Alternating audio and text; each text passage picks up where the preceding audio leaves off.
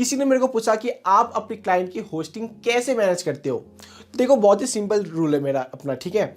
मैं अपने क्लाइंट की होस्टिंग मैनेज नहीं करता, उसके पीछे कुछ रीजंस हैं। रीजंस ऐसे कि मान लो कि मैंने किसी का होस्टिंग का रिस्पॉन्सिबिलिटी अपने ऊपर लिया, ठीक है।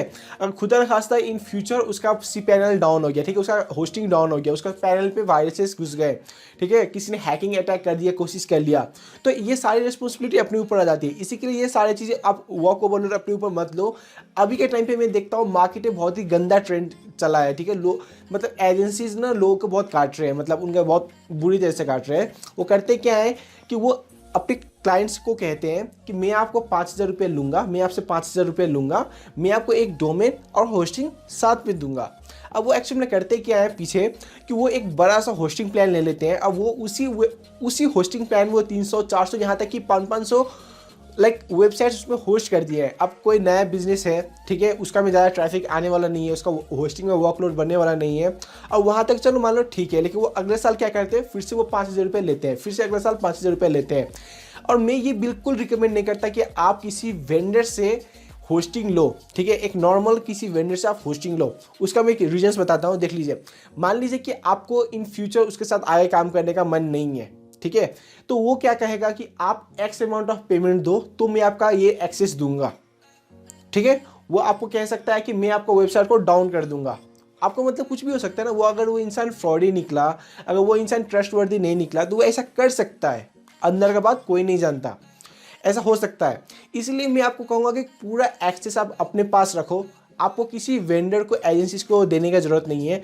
मान लो आपने किसी का डोमेन ले लिया, अब वो बोलता है कि आप एक्स अमाउंट ऑफ पेमेंट दो तो ही मैं आपको छोड़ूंगा, तो दिक्कत हो गई ना। मान लीजिए आपने एक बार के लिए किसी वेंडर से होस्टिंग ले लिया और आपके पास डोमेन के एक्सेस है। इन फ्यूचर वो अगर वेबसाइट को डाउन कर देता है, फिर बोलता है मैं आपको अब नहीं, मतलब वो बोलता है एक्स अमाउंट ऑफ पेमेंट कीजिए तो मैं आपके साथ काम करूंगा, तब आपके पास एक ऑप्शन रहता है, एक अल्टरनेटिव रहता है कि मेरे पास डोमेन है, अगर वो उधर बंद भी कर दिया तो मैं अपने डोमेन को किसी और होस्टिंग में पॉइंट करके अपना नया वेबसाइट क्रिएट कर सकते हैं। लेकिन अगर उसके पास डोमेन और होस्टिंग दोनों एक्सेस रहा तब तो आप फंस गए।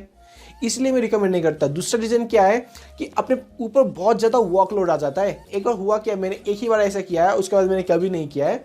एक्चुअल में होता क्या है, मैंने एक रेस्टोरेंट का लाइक होस्टिंग और डोमेन मैंने खुद से परचेज कर लिया, ठीक है।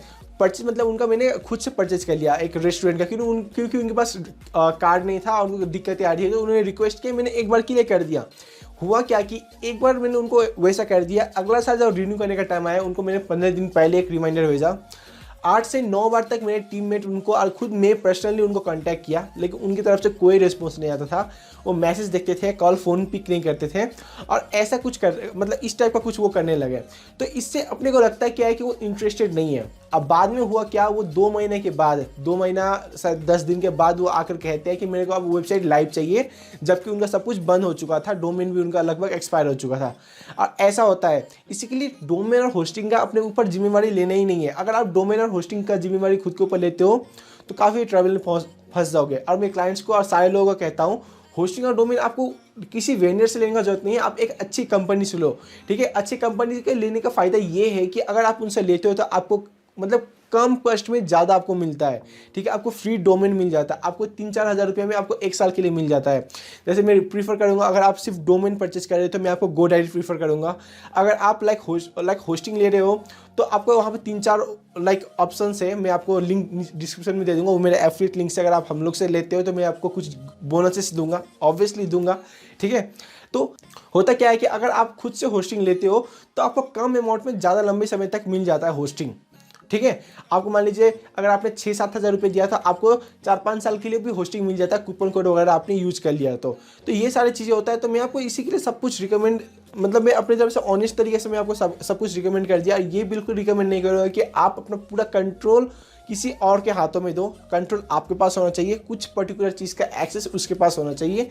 इन फ्यूचर कुछ होता है तो उसका बैकअप आपके पास होना चाहिए। एक और बात, जब होस्टिंग परचेज करते हो तो आपको डोमेन भी फ्री में मिलता है।